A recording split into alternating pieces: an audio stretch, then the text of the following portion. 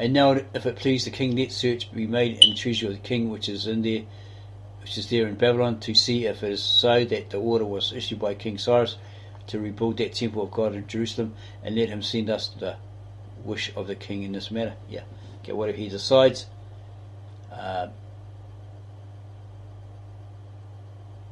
Yeah, so no one can oppose him. Or someone comes and says, hey, you know. No, got the order, bro.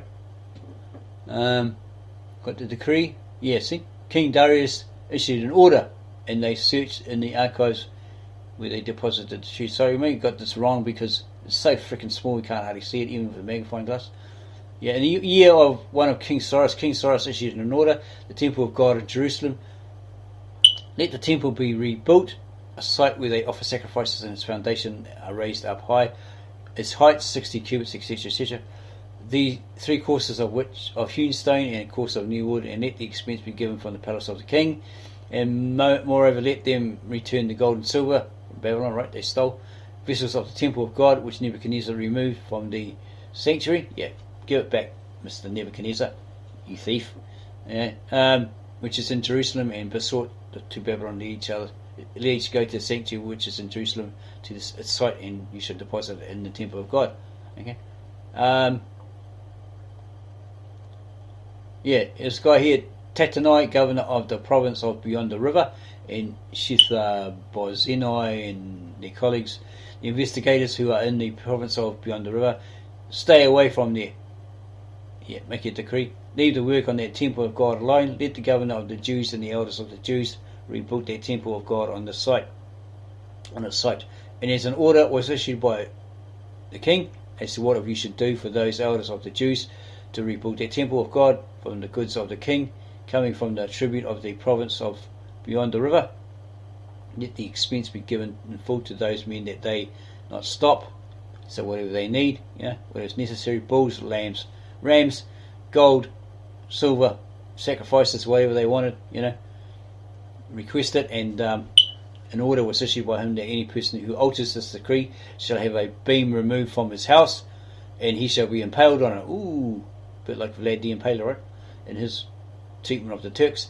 Upon it, and his house shall be made into ruins that destroy it. No more house. No more reminder of you, you nasty beast. And may the God who made his name dwell there, overthrow any king of people who shall put forth his hand to alter this decree, or that law, right? Or to damage that temple of God which is in Jerusalem. So no one can hassle them while they're rebuilding it, right? Because it's a decree by that king. Then Tatanai, governor of the province of beyond the river, and Shethar-bozenai and their colleagues did in full just what King Darius sent them to do. Okay.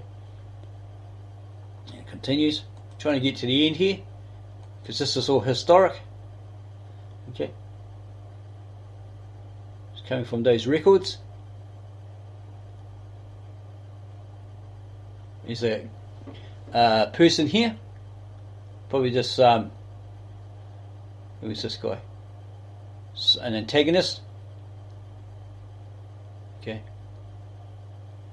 It's a copy of the letter which they sent to him. He's shown it to King Artaxerxes, or Xerxes, your servants, men of the province of beyond the river.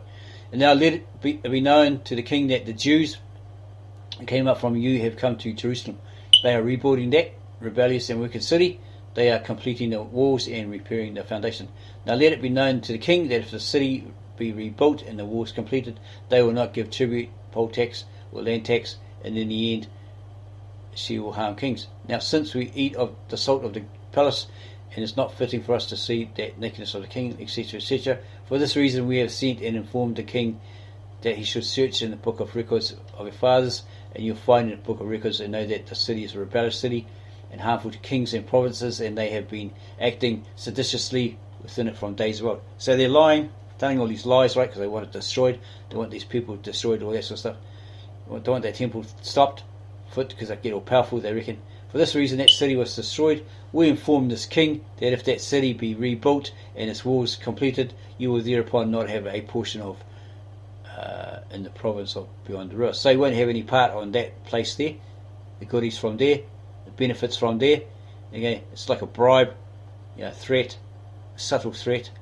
We'll cut you off, we'll boycott you, and you won't be able to do trading or get goodies from there. right? Okay. Royal order to cease work on fortifications around 460 BCE. The king sent a message to Rehum, the chancellor, and Shimshai, the scribe, and the rest of their colleagues who reside in Samaria and in the rest of the province of beyond the river, probably Jerusalem, right? Israel. Greetings.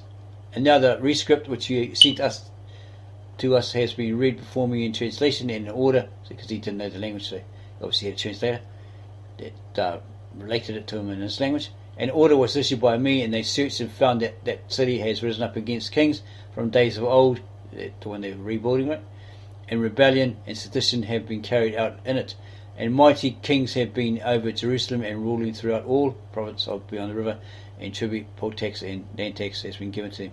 Now issue an order to stop those men in that cities not to be rebuilt until decree is issued by me, their king, and take care not to act with neglect and the least damage increase to the harm of kings. Yeah, don't rise up and try and battle us and invade us and harm us, all that sort of stuff. Okay. Then when copy of the rescript of King Artaxerxes was read before Rehum and Shimshai, the scribe and the colleagues, they went in haste to the Jews in Jerusalem and stopped them by might and force. Okay. Okay, so maybe they stopped because you had that threat of, if you don't, they're going to destroy it, right, and kill you off, all that sort of stuff. And this is a copy of the rescript which King Artaxerxes gave to Ezra, the priest, and scribe in matters of the commandments of the Lord and his statutes upon Israel. Artaxerxes, king of kings, to Ezra, the priest and scribe of the law of the God of heaven, and so forth. And now an order was issued to me, or by me, to anyone of the people Israel, or his priests or Levites in my kingdom who volunteer to go to Jerusalem may go with you, because instructions have been sent by the king and his 70 advisors to regulate Judah and Jerusalem according to the law of your God, which is in your hand, etc. And everything you want, silver and gold, which you will find in the whole province of Babylon, together with the contributions of the people and priests which they contribute to the temple of their God, which is in Jerusalem, etc., etc. So because of this, you can buy in full all the goodies that you want, right, with the money, bulls, rams, lambs, meal offerings, sacrifices, etc., whatever you need, right? And the rest of the needs of the temple of your God, which shall fall to you, to give you may give from the treasury of the king. They could probably receive it free or actually pay for it with the money, the money that they've given, right? Reparation type money, right? So an order was issued by me, Artaxerxes, to all the treasurers who are in the presence of beyond the river, that whatever Ezra the priest and scribe of the law of the God of heaven shall ask of you, he shall be done. You shall be done in full. Up to 100 talents of silver, 100 quart of wheat, 100 bath of wine, etc., etc. And you, Ezra, by the wisdom of your God which you possess, appoint magistrates and judges who will be judging all the people that rule over them, right? Who are in the province of beyond the river, probably Jerusalem, all who know the laws of your God, and whoever does not know you should inform. And anyone who is not obeying the law of your God and the law of the king, let judgment be done upon him full, whether by death or chastisement or confiscation of goods or imprisonment. So this king approved of that Mosaic law, right? If you covet, if you steal, if you do this, you do that, you'll have to chuck rocks at you, right? It's punishable by death. Okay. So he said, yeah, that's right. Okay, that's going to happen to them if they do it.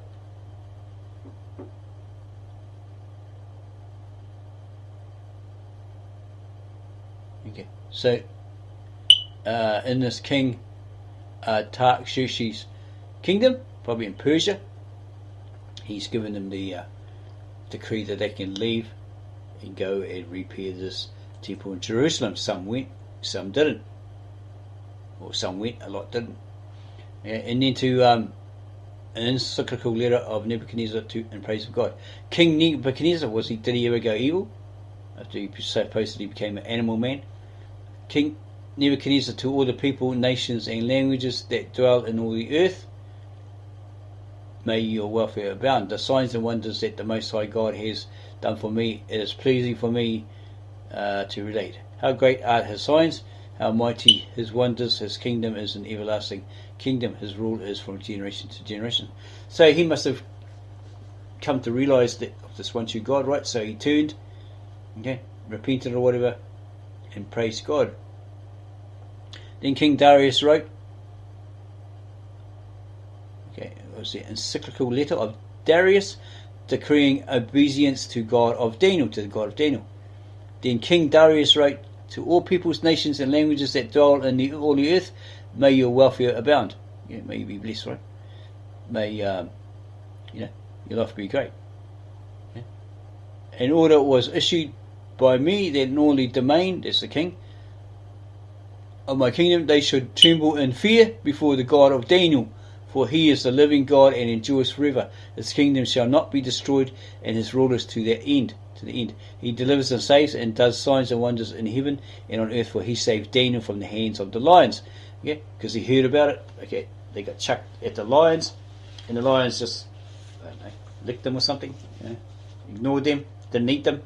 Okay, so yeah, obviously there was a God with them. Okay, and then maybe he realised this, so he says, people, listen up.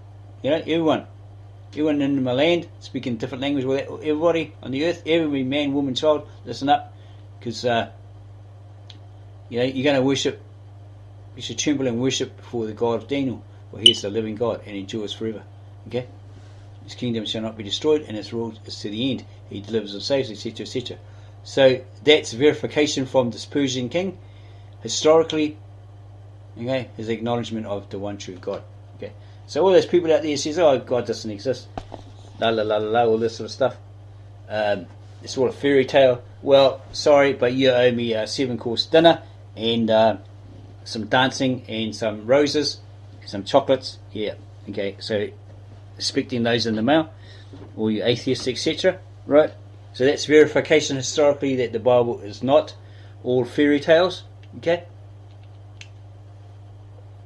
It's historically evident right here in these old letters, right, that were found in Egypt, right, ranging from personal letters to friends, family, etc., and then these letters to the king, who then wrote letters indicating a decree that the Jews would be able to leave and go back and repair that temple, okay, without hindrance.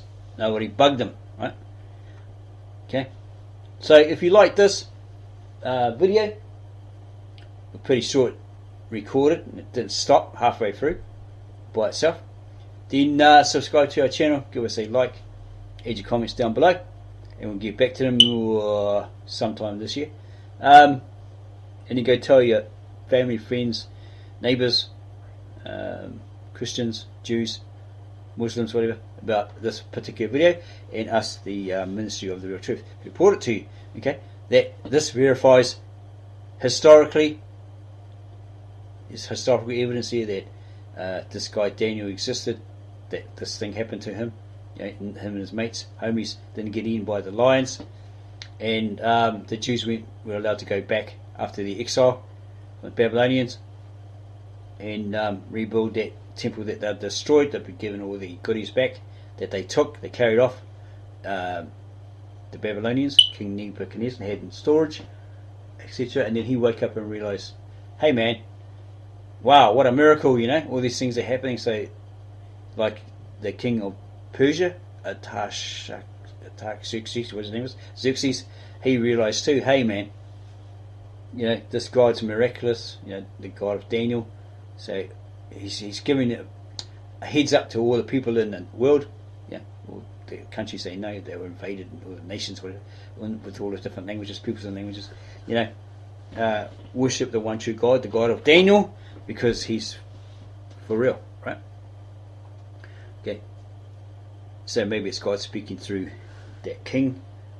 Hey world, wake up and realize I am God, and through this man he will testify that I am God and that you should be worshipping me like these Jews. Okay, so subscribe, give us a like, add your comments, share, and we might see you in part 3.